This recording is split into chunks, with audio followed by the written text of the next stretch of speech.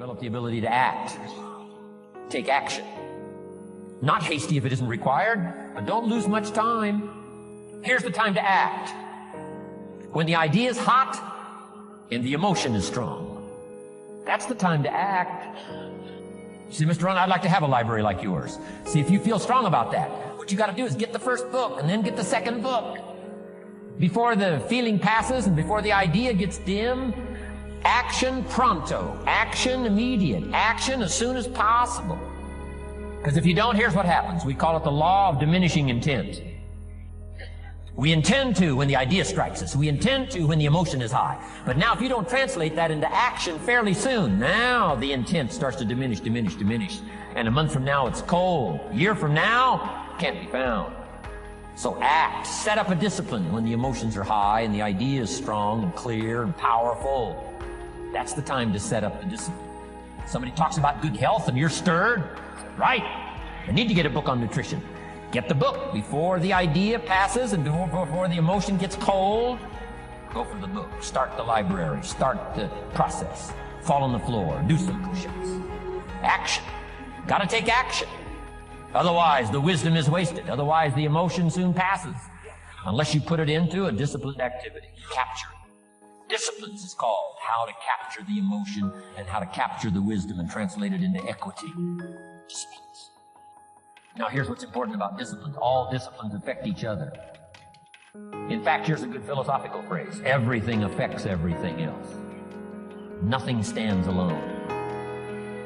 Don't be naive in saying, well, this doesn't matter. I'm telling you, everything matters. There are some things that matter more than others, but there isn't anything that doesn't matter. We all pity the man who says, well, this is the only place I let down. Not true. Key to take home. Every letdown affects the rest of your performance. Every letdown affects the rest. This is part of the educational process on personal development. If you don't take the walk around the block, you probably won't do the apple a day. If you don't do the apple a day, you probably won't start building your library. If you don't build your library, you probably won't keep a journal, and you won't take pictures, and then you won't do this, you won't do wise things with your money, won't do wise things with your time, won't do wise things with your possibilities and relationships, and the first thing you know, 6 years of that accumulated, and we say you have messed up. So the whole key to reversing that process now is to start picking up these disciplines. Now here's the positive side. Every new discipline affects the rest of your disciplines. Every new one affects the rest. That's why action is so important. The least action, the smallest action. Take it. Because when you start accomplishing and the value starts to return from that one action, it'll inspire you to do the next one and the next one and the next one. You start walking around the block, it'll inspire you to get an apple. Get an apple, it'll inspire you to get a book. Get a book, it'll inspire you to get a journal. Get a journal, it'll inspire you to grow, develop some skills. All disciplines affect each other. Every lack affects the rest. Every new affects the rest.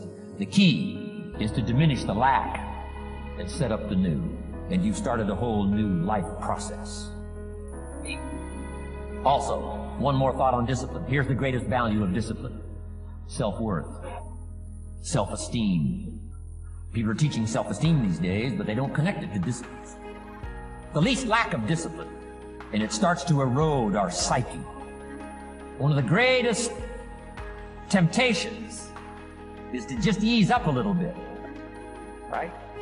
The slightest lack of doing your best starts to erode psyche.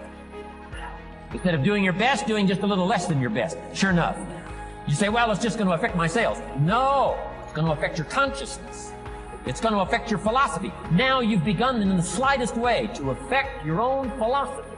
Here's the problem with the least neglect. Neglect starts as an infection.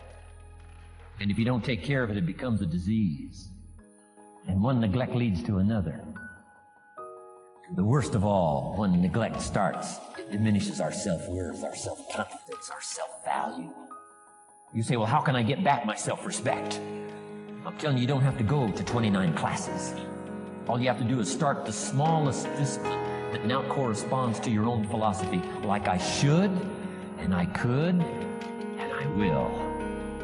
No longer will I let neglect stack up on me so that I will have the sorry scenario 6 years from now, giving some excuse instead of celebrating my progress. That's the key to discipline. Okay? Let's get kids involved in the least of disciplines. One more, and then one more, and then another one, and then another one, and then some more. And the first thing you know, you're starting to weave the tapestry of a disciplined life into which you can pour more wisdom and more attitude and more strong feeling, more faith and more courage. Now you've got something, a vessel in which to put it. And now the equities start to flow. And the early return, I'm telling you, if you'll start this process, the early return will have you so excited, you'll commit yourself to this strategy for the rest of your life. You'll never go back to the old ways. Join a new crowd, join a new group. The disciplines to take action. I recommended the last time I was here the little book, Richest Man in Babylon, and I said I've lectured now to over 3 million people in the last 33 years, and I've recommended this little book to almost all of them, I think. Guess how many have actually gone and got this little book?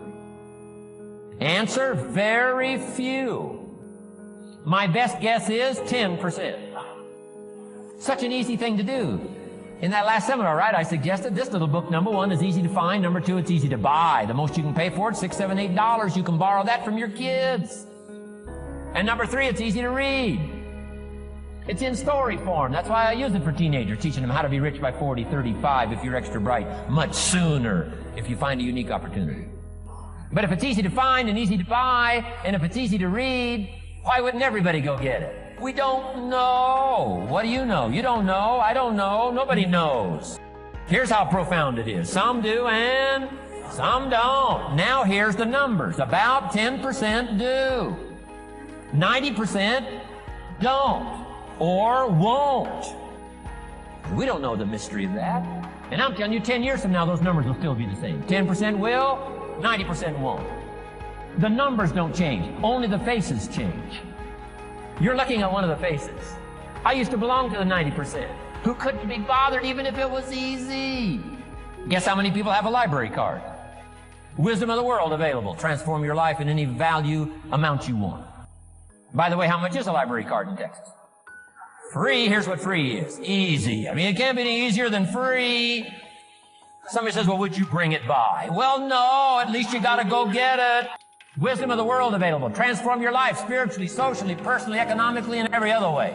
Teach you how to be rich and powerful and sophisticated and healthy, influential. How many people have a library card? Answer, 3%. 95, 97% couldn't be bothered. Guy specializes in happy hour, but he doesn't have a card. And now readily and quickly blames the government and blames his company and blames policy and blames the pay scale. When if he only knew, if he joined the 3%, here's my advice to you today. Walk away from the 97%. Don't talk like they talk. Don't act like they act. Don't go where they go. Don't specialize in what they specialize in. Throw away the blame lists they cling to. Start you a new life. You say, well, is it as simple as getting a library card and join the 3%? And the answer is, of course. Of course. That's how easy this stuff is. This is so easy. It's so simple. It's not complex. You don't need a 2,000-year-old guru. You don't need multi-track affirmations. I'm telling you, don't. Affirmation without discipline is the beginning of delusion. Don't let somebody sweep you into some contrary way to nature itself says, unless you labor. The miracle of the seed and the soil and the seasons and God and all the other stuff that's available, sunshine and rain, that's not available to you by affirmation. It is only available to you by labor. So labor well. Learn well. Discipline yourself well. And you can have all the treasures you want. This stuff's easy and simple.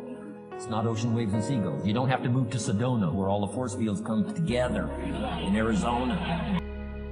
Let's teach our kids the simple ways to transform their health, number one. Their economics, number two. Their ability to communicate, number three. Their life and treasure and lifestyle, number four. Spirituality, number five. And the list goes on and on. Let's not leave out any of the least of disciplines that encourage us to do the next one, to do the next one, to do the next one. First thing you know, this whole scenario for you is spinning up instead of out of control on the negative side. This is all you got to do. It's as simple as this. It's as simple as a start, committing yourself to life change. And once you start down this road, I promise you, you'll join the 10% and the 3%. We're going to talk financial independence in just a little while. Guess how many people can retire from the income of their own personal resources when it comes time to retire? Answer, 5%. In the most independent country in the world, 95% are dependent, 5% are independent. Take charge of your own retirement. I'm telling you, if you take charge of your own retirement through personal development and all these skills we've taught today, plus what's coming up, financial independence, I'm telling you, take charge of your own retirement, you can multiply it at least by 5, maybe by 10, maybe by 20, maybe by 100. Let the government take care of it, some company take care of it, you got to divide by 5. Take charge of your own life, take charge of your own day, take charge of your own conversation, take charge of your own family, take charge of your own possibilities. And learn these skills, develop this kind of strategy, and I'm telling you, life will open up for you. Join the 3%, join the 10%, join the 5%, walk away from the 95%. In our Leadership Weekend we teach, find out what poor people read and don't read. Don't talk like they talk. Lend a helping hand, but don't fall into their poor philosophical scenario. Don't blame what they blame. Don't use the excuses they use. It's called the language of the poor. Switch gears, switch language, switch ideas, switch strategy. Start with the simplest of disciplines. And don't be mean any of these disciplines. The smallest of disciplines starts the process of life change. And if you'll invest in this thing called discipline, you can have whatever you wish. It's called the beginning of a miracle. Now here's the last clue on discipline. Do the best you can. Covered earlier, but here's a good scenario for the do the best you can. I've got a good question for you. Is the best you can do all you can do? And the answer is no. Strangely enough. If we all fell on the floor right now and did as many push-ups as we possibly could, and let's say for some reason you haven't been into push-ups lately, I can't imagine why, but let's say the best you can do is 5.